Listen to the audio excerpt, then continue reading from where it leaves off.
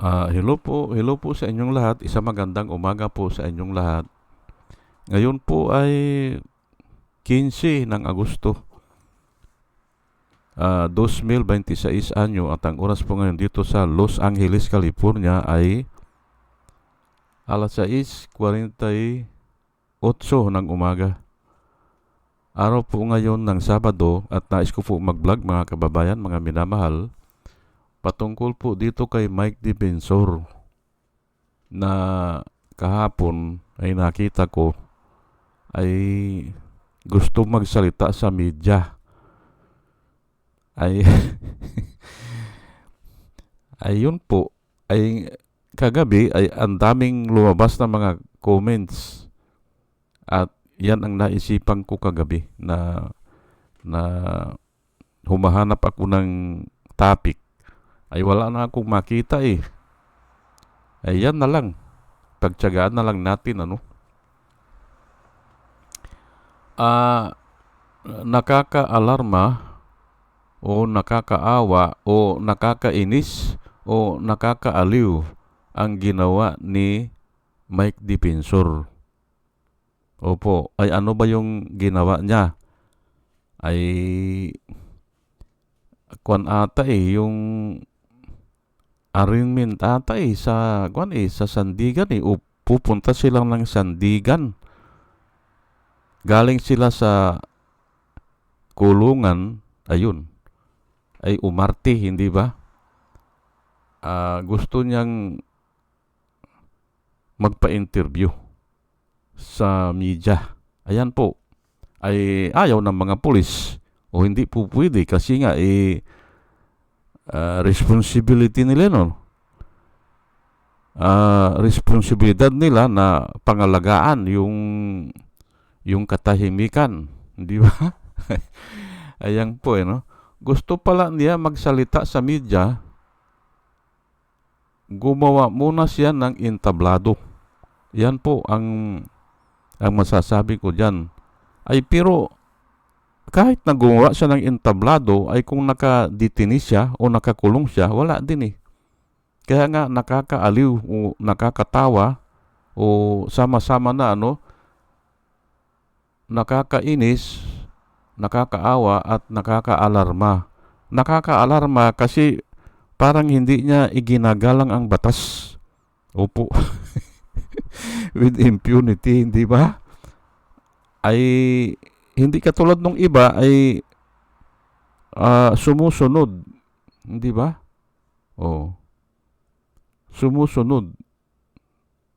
Kung saan sila dalhin ay dun. Ay ito si Mike Defensor ay nagsasasalita pa sa media. Ay sa bagay, tinatanong naman siya ng media. Ay pwede naman niyang hindi sagutin eh. Di ba? Kaya nagkaroon ng kaunting parang yung commotion. Opo. Ay nakakaawa dahil nga ay siyempre parang inalis yung nila eh, yung karapatan na ganun nga mag-voice ng opinion ay pero wala din magagawa yung pulis kasi nga ay ang trabaho ng pulis ay i-maintain yung peace and order o yung security ng perimeter, hindi ba? Hindi pwede na lalabas siya sa perimeter ng pulis at magdadaldal siya. Ayan po ano, responsibility po yun ng pulis, yung kaayusan. Nakakainis kasi nga alam naman natin, hindi ba? Alam naman natin na noong sila naman ang namayagpag, noon pa kay Gloria yan. Kay Gloria pa yan, namayagpag na yan. Talagang with impunity din yan. Ngayon, nung panahon din ni Duterte ay dumikit din yan kay Duterte. Oh. Lahat po, lahat ng dumikit kay Duterte ay talagang with impunity. They act with impunity. Ay ano ba yung they act with impunity? Wala nang batas eh. Hindi ba? Wala nang batas.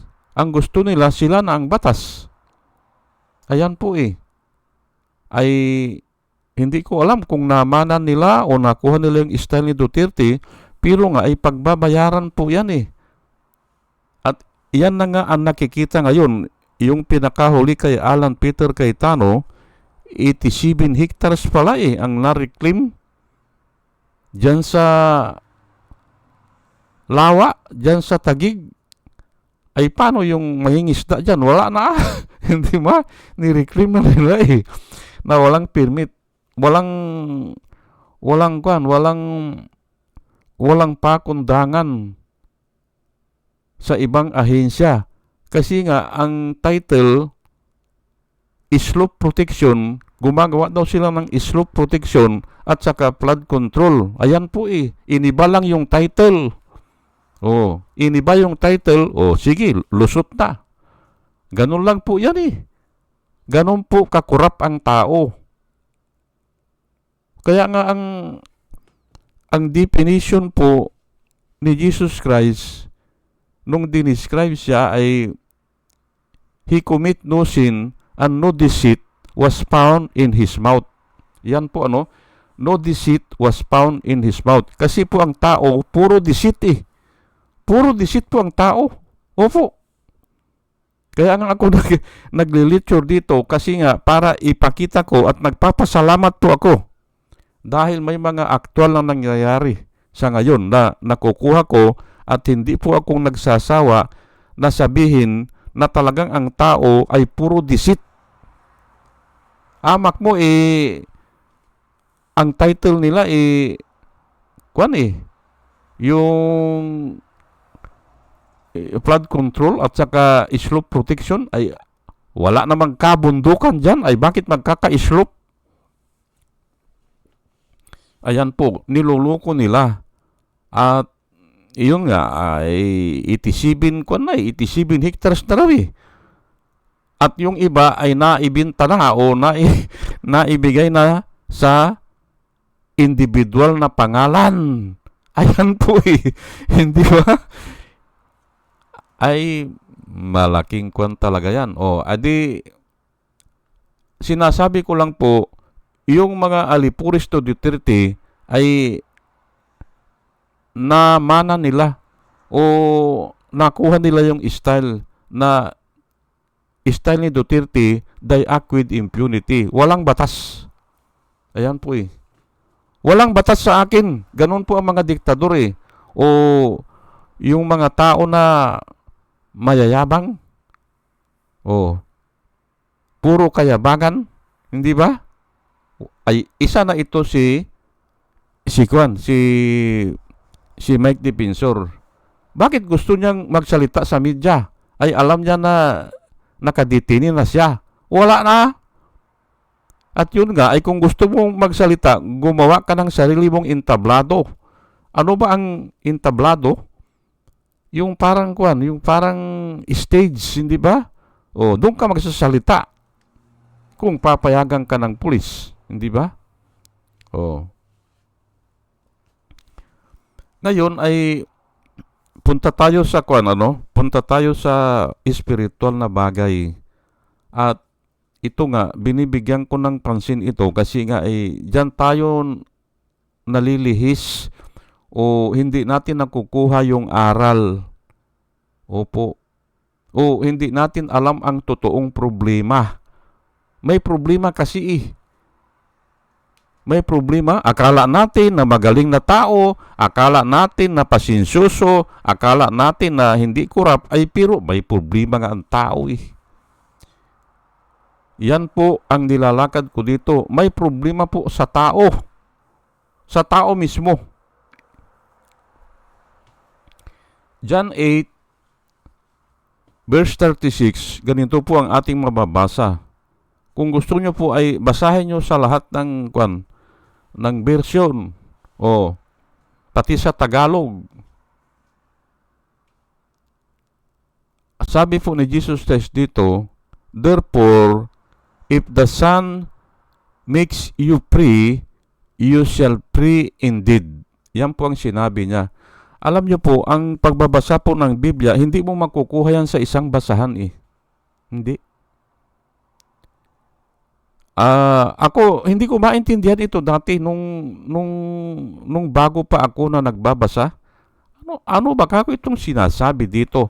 Pero habang marami kang nababasa na ibang talata na halos kahawig nito, ay doon mo maiintindihan yan.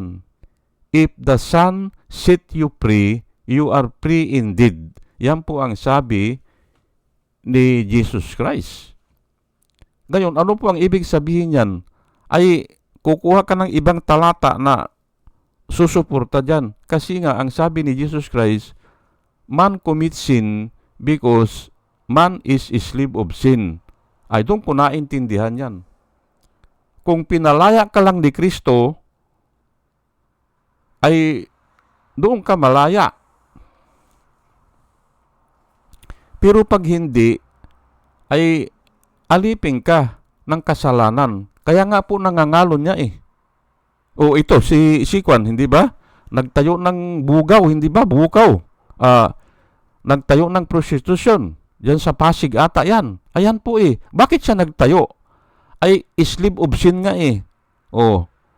At hindi maaalis yan. Kasi nga if the Son makes you free, you shall free indeed. Ay pinalaya na ba siya? Ay hindi nga eh. Kasi nga hindi ka naman papalayain kung hindi ka nakipagkasundo kay Kristo. Ang sino bang tao na nakipagkasundo kay Kristo, siya ay isang bago ng nilalang.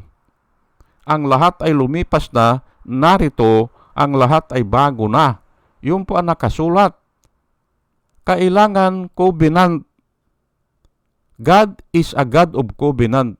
Ikaw mismo ang makipagkasundo. Ngayon ay alam din namang ng Diyos kung totoo eh. O kung hindi totoo. Kung totoo ka, ay lahat ng lumalapit kay Kristo hindi mapapahiya. Ayan po eh, ang dami pong verse eh. Lahat. Kahit na sino yan. Hindi mapapahiya. Yung po nakasulat, ay aywan ko lang kung anong ibig sabihin nun sa hindi mapapahiya. Pero yun po nakasulat eh. Kung nakipagkasundo ka kay Kristo, actually, ang kwan po, ang New Testament is, kwan yan eh, yung kwan yan eh, yung by faith, we are saved by faith. Kasi nga hindi pwede na by following the law. Hindi pwede eh. At kahapon nga, sinulat ko sa YouTube eh. Kasi nga, nagtatalo-talo na naman doon. Ay, ang sabi ko, Paul, sabi ko, spent 12 chapter in Romans, in the book of Romans. Full chapter po yan, full chapter diniscuss niya about the law at saka about your faith. Yung pananampalataya. Maliligtas lang tayo sa pananampalataya. 12 full chapters po yan. Kaya, unmistakably, kako, ay kung basahin mo yan, kako, yan lang. Maintindihan mo na masisave ka lang sa faith. Ay, yun nga eh, babaguhin ka eh. Therefore, if the Son sets you free, you shall free indeed. Ngayon, ang tanong ko dito kay Mike Defensor, bakit gusto niyang magsalita sa media? Bakit gusto niya? Para ipakita niya na siya ay mabuti, siya ang tama, at may sinabi pa siya na ganito eh. Ano na nangyari daw doon sa mga Ghost Project? Sabi niya, hindi ba? Ang gusto niyang sabihin, unahin yung kisa siya. Hindi ba?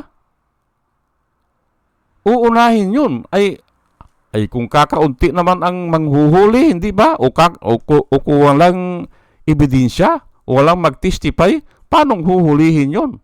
At saka kahit na mayroong mga ebidensya yan, kung kulang ang kwan natin, ang resources natin, hindi mahuhuli lahat. Hindi. Pero nga, ang nilalakad nila ngayon, hulihin na lahat. Ay, ang sinasabi ko nga doon sa YouTube kako, kasi nga, ganun nga ang kwan nila ganun nga ang patakaran na si Marcos daw may pinipili, hindi raw hinuhuli lahat. Ay kako, sa paghuhukom kako yan.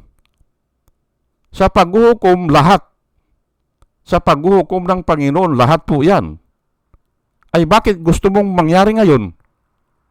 Ay tao lang yan si Marcos, hindi ba? Hindi naman niya alam lahat Hindi ba? Paano mo huhulihin lahat? Magdidepende ka lang sa nagsusumbong o sa mga witness o mga ebidensya. Hindi mo alam lahat Pero sa Diyos, sa paghuhukom nga, sa araw ng paghuhukom lahat. Ayun ang gusto nila, lahat na raw. Pati nga si Robin Hood Padilla napakinggan ko, ang sabi niya dahil ang topic ay yung kwan yung bank account yung mga ill-gotten wealth, ang sabi niya lahat na tayo mag-submit na tayo ng kwan natin, ng mga bank account natin. Sabi niya ay ganon din yan na ang gusto nila ay kung nahuli sila ay lahat.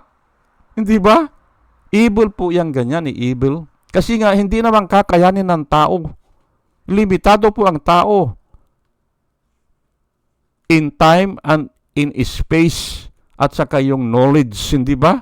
Limitado Bakit mo kakasuhan yan kung hindi mo naman alam? Hindi ba? Ayan po Ngayon, ang sinasabi ko lang po dito, ito si Mike Defensor, hindi ito hindi siya karapat-dapat. Opo, kasi nagsisi na ba siya? Ay hindi pa Pinalaya na ba siya ni Kristo? Ay palagay ko hindi pa Hindi ba? Yang ganyang pananalita ay ako bilang isang born again, nakikita ko yan na evil yung sinasabi niya. Kasi ang una kong tinitingnan dyan ay nagkasala ako ibabalik ko. Parang ganun kay Sakeo. Si Sakeo, yung chief tax collector, na sinabihan siya ni Jesus Christ na, Sakeo, bumaba ka dyan sa puno ng sycamore tree yun Umakyat siya dahil dadaan doon si Jesus Christ. Ay sinabihan siya, Sakeo, bumaba ka dyan at doon ako manananghalian sa bahay mo. Pananghalian, ay umuwi na si Sakeo at naghanda na. Ay nung kumakain sila, yung mga tao, mga kwam naman yan, mga meron yan, hindi ba? Bakit kumakain si Jesus Christ sa bahay ng tax collector? Ay yung tax collector po noon, hanggang ngayon, pinapalagay ng mga tao na mga kurap yan. Opo, hanggang ngayon. Simula noon hanggang ngayon, yung mga tax collector, mga kurap yan. Ay bakit daw kumakain doon si Jesus Christ? Kung talagang Panginoon ito, alam yan na kurap yan. Ay bakit kumakain siya? Hindi ba? Doon sila kumain ng tanghalian Kaya naririnig siguro ni Sakeo, narinig niya, ano ang sinabi ni Sakeo? Yun ang hinahanap ko sa mga nagsisisi Look Lord, sabi niya, tignan mo Panginoon. Sabi niya, here and now, dito rin at ngayon din, sabi niya. Ngayon din. Hindi ba? Half of my property I will give to the poor, sabi niya. Kalahati ng property niya, ibibigay niya sa mahihirap. And if I deprive anything o anyone of anything, sabi niya, kung may niloko ako, sabi niya, kung may inargabyado ako, ibabalik ko yun ng 4 times, sabi niya. 4 times po, 4 times. 4 na bisis, ibabalik niya. Ay naandun pala yun sa Old Testament. Oh, 4 na bisis, ibabalik mo. Kung nagnakaw ka ng isang kambing, ibalik mo 4 na kambing. Ayan po, naandun sa Old Testament. Ay ang sabi ni Jesus Christ, indeed, sabi niya, salvation has come into this house. Sabi niya. Kasi nga doon sa sinabi ni Sakeo, ako alam ko po tumingin kung nagsisisi ang tao o ang tinitingnan ko dyan, yung ibinabalik Marami nagsisisi pero questionable yan. Pero kung nagbalik siya, ay maari siguro na nagsisi. Hindi ba? Ganun po yan Ay ito si Mike Defensor. Ano bang ibinalik nito? Wala pa Mabuti pa yung mga public works mga engineers, hindi ba? Nagbalik na. Galatians 5:1 susog lang ito isususog ko lang it is for freedom that Jesus Christ has set us free. Hindi ba? It is for freedom that Jesus Christ set us free. Para tayo ay makalaya doon sa gapos ng korupsyon.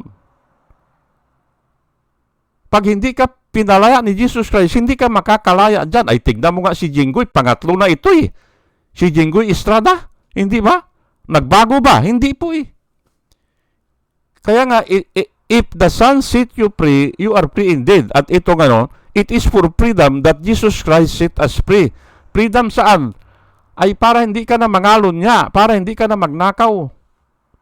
Magbago ka na. Ayan po Stand firm therefore, or stand firm then, and do not let yourselves be entangled again by the yoke of slavery. Yan po ang nakasulat. Hindi ka na dapat makilahok dyan sa ganyan. Kasi nga ay ang tao is slave of sin Hindi ba? Yan ang sinasabi ko binabago lang ang salita Para kunyari, hindi, parang ganun kay Alan Peter Cayetano, hindi ba? Binago ang salita o ang title. Flood control. Approve. Nakarinig doon sa Bagyo na ay ang Bagyo, bulbundukin po yan Bundok po yan Makita mo dyan, pagtingin mo sa itaas matarik yan na pwedeng mahulog yung mga lupa. Kaya nilalagyan nila ng yung net o kaya yung slope protection. Ay anong slope protection dyan sa Dyan sa Taguig? Wala naman bulubundukin dyan? Hindi ba? Ay ayan na nga, hindi ba? Kasi nga ang tao ay slave ng sin. Kaya nga ang sabi stand firm therefore and do not let yourselves be entangled again by the yoke of slavery.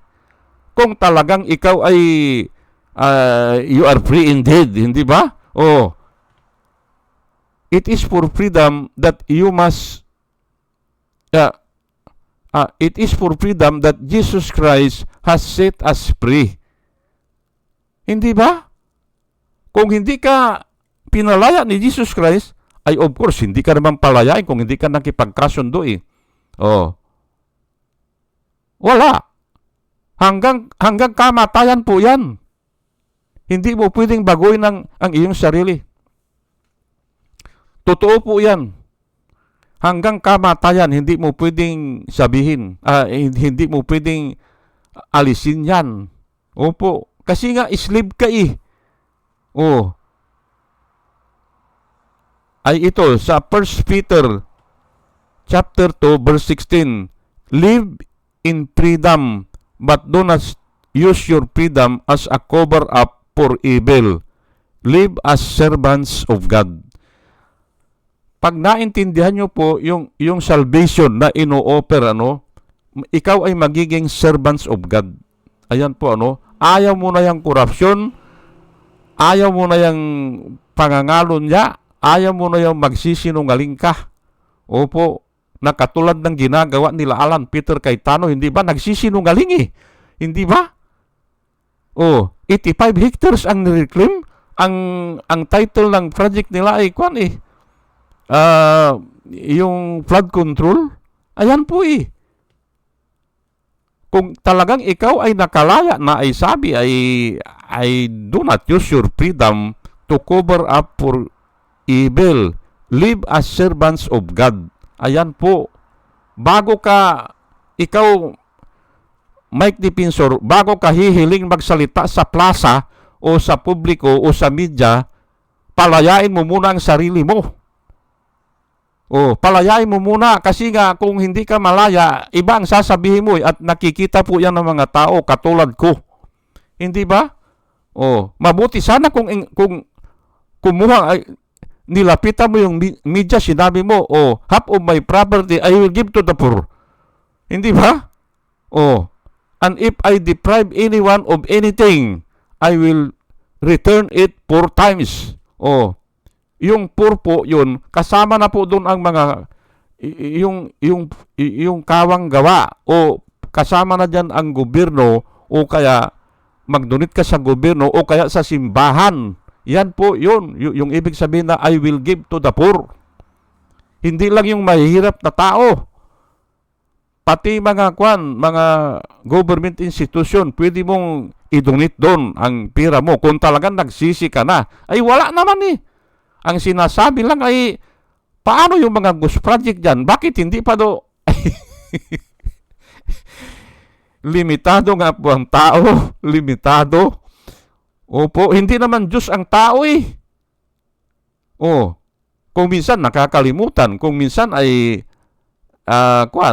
hindi mapuntahan kasi nga ay limitado eh. Binabagyo o walang driver o walang tauhan, hindi ba? Paano yan? Hindi ba? Bakit gusto nyo na pag kayo ang nahuhuli, ay hulihin na lahat? Hindi ba? Parang ganun kay Robin Hood Padilla. Lahat tayo, mag-submit na ng bank record. Aywan ko lang kung anong ibig niyang sabihin doon, ano? Pero hanggang doon na lang mga kababayan, at bago po ako mag-umpisa ay mga kababayan, mga minamahal, ay hinihiling ko po sa Panginoon na sana sa ating pakikinig ay bigyan niya tayo ng wisdom na nanggagaling sa Kanya. At muli mga kababayan, mga minamahal, isang magandang umaga po sa inyong lahat at salamat po sa inyong pakikinig. Salamat po ng marami. Salamat po.